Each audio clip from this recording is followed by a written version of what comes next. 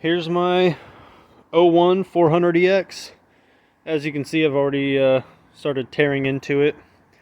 I've got the filter out because it was real dirty. Still got to clean up the filter box. But in this video, we're going to go over everything that I need to prep for Natchez. So first of all, we're going to be tackling the wiring harness for the two pods that I have up on front of the bike. They're just bolted up to the actual bumper bolt. I've had them on there for a while, but I kind of just threw a harness on there. But we're doing some cleanup now. I had it all bunched up back here and riding up on here with all the extra pressure from the seat. You can see it's starting to rub through some of the stuff, so I started tucking the wires down and underneath. And we're going to go ahead and shorten these, get a little bit cleaner, and then we'll move on to the next thing. So I got the relay side with all the wires and everything for the trigger, and battery side with the fuse, and I ran it all to a Deutsch instead of making a whole new harness. Got this done at work. Got a few pieces that I'm going to need to Deutsch the other side, and a few bolts, washers, and nuts for a few other miscellaneous things that we'll get into. And I grabbed the crimping tool from work as well because I do not have that tool. The tool's, I believe, $150-ish, but I just need it for this one time. I might end up buying one and a set of my own Deutsch pieces. But let's get this open and let's get this on the bike. So you can see here a little bit better. I have a 6-pin Deutsch with 5 pins being utilized. I separated the grounds because they were already separate. Didn't need to do that, but I have the trigger wire for the relay. I have the light for the actual switch itself, the main power, and then I've shortened the fuse side and the ground side because this is going to be tucked up right in the bike. And I'm going to end up tucking it up right inside of here. I'm trying to figure out how I want to mount this. Most likely it's going to be a zip tie for now, because if I ever get water inside of it, I can still cut it off and replace it. I keep spares with me anytime I ride. I know I can waterproof these or buy a waterproof one, but for Natchez, I don't think it'll be an issue. And I've had this bike in plenty of mud and haven't had an issue yet. Until I do, I'm going to stick with just a normal relay. So I like to lay out everything I need nice and neat, so everything's not just all over the ground. So we'll go ahead and start with attacking these wires right here and getting this 6-pin Deutsch put on there. So we'll go ahead and strip these wires back. And for anybody who hasn't used this style of strippers, these things are awesome. You just adjust right here. Usually I just keep mine all the way down, and then you can do any size wire you want. Just put enough tension there. Your normal strippers are great and all, but these things rock. For anybody who hasn't used these style pins, they make ones where you just basically fold over. If you want, you could add solder, but these are really handy. This tool allows you to adjust different sizes and different depths, so you can choose how hard you want it to crimp. Usually I just have it to the smallest size, so I can crimp down on these smaller wires quite a bit better. But for these bigger wires, you know, it works as well. But I highly recommend this over the normal open-ended pins. And just like that, we got the Deutsch on the bike side of the harness, and I put a little bit of a heat shrink to kind of keep both sheathing together. And now we can run this underneath everything and go ahead and mount up this side. Alright, well, it's all mounted up.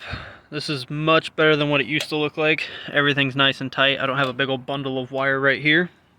Relay's right here. I wanted to bring it back here, but I ended up making this lead a little too short.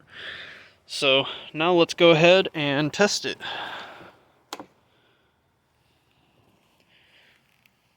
Perfect. Alright, so since the wiring is done, now we can move up to the fenders.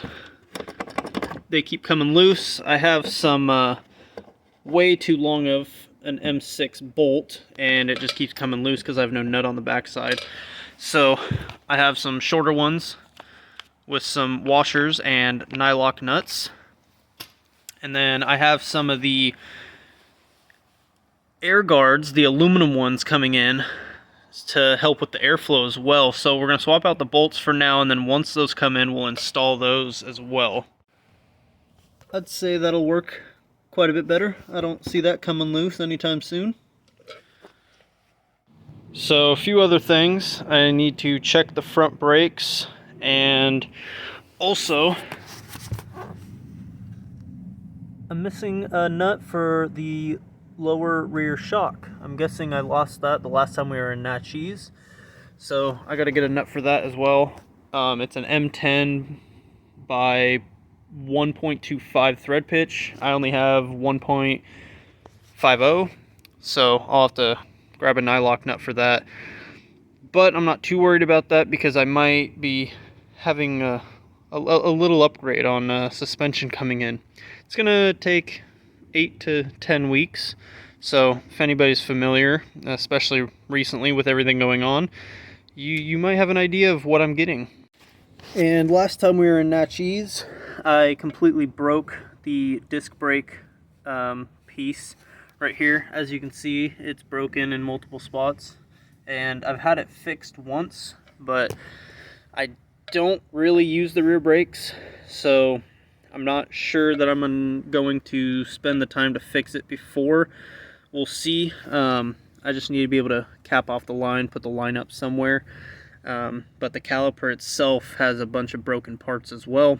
It's not too expensive. It just adds another couple $100 to get everything dialed back where it is. I usually just use the front brakes. Rarely do I ever use the rear brakes.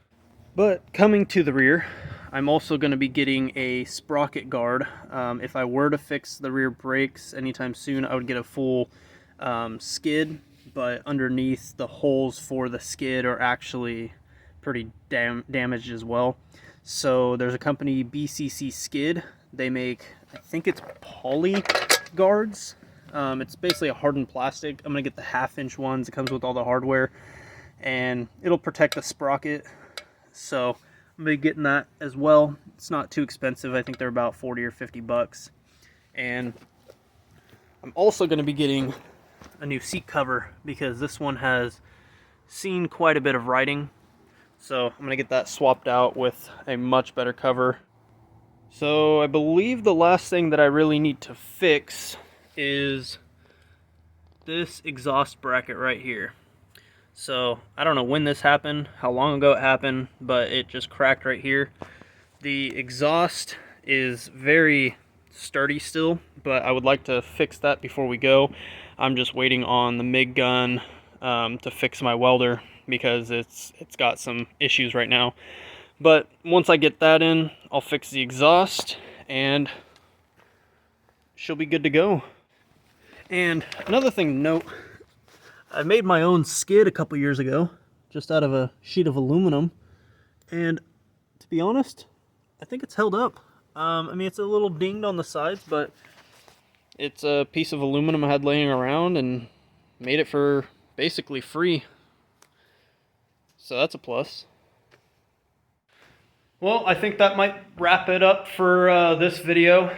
I gotta go over the front brakes and see if I need pads. Like I mentioned, I don't really use the rear brakes very often, so I would like to at least get the front brakes dialed in. They don't feel funky or anything, but might as well check them while I'm doing everything, getting everything prepped. So in the next video for the bike, hopefully I can get my welder handle. The one I got in was the wrong one, so if I can get the exhaust welded up and get the rest of the parts ordered up, I'll show you guys how to install the seat cover, and if I need to do front brakes, I'll show that if anybody doesn't know how to do that. But I want to say that might be it for this video. Well, I hope you guys enjoyed, and as always, stay off-road.